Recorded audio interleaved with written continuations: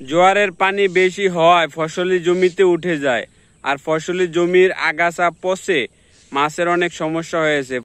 চলে আসলাম ফসলি জমি থেকে মাছ ধরার জন্য।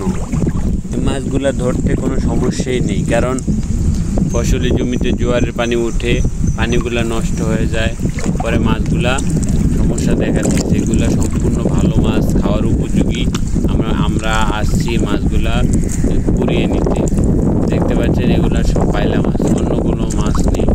পাইলা মাছ গ্যাস সহ্য করতে পারে না, ফসলি জমির আগাছা পচে গ্যাস হয়েছে, পানির কালার দেখতে পাচ্ছেন নষ্ট হয়ে গেছে পানি, এজন্য মাছগুলার সমস্যা দেখা দিয়েছে। আমরা প্রচুর বাইলা মাছ সংগ্রহ করবো আজকে।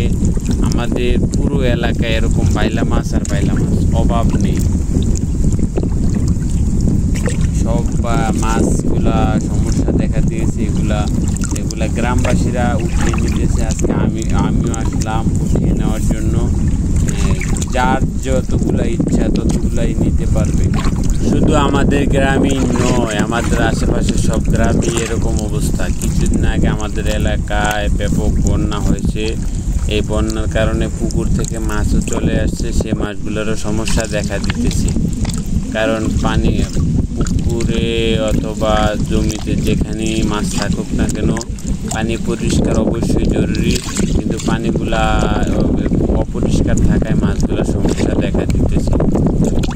আমাদের এলাকায় প্রচুর ধান চাষাবাদ হয়, আর সব জমিতেই ধানের আগাছা রয়েছে, এগুলা পচে এই মাছের সমস্যা দেখা দিতেছে।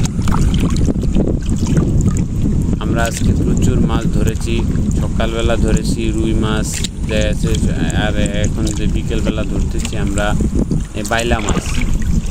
বাইলা মাছগুলা একটু দেরিতেই উঠেছে।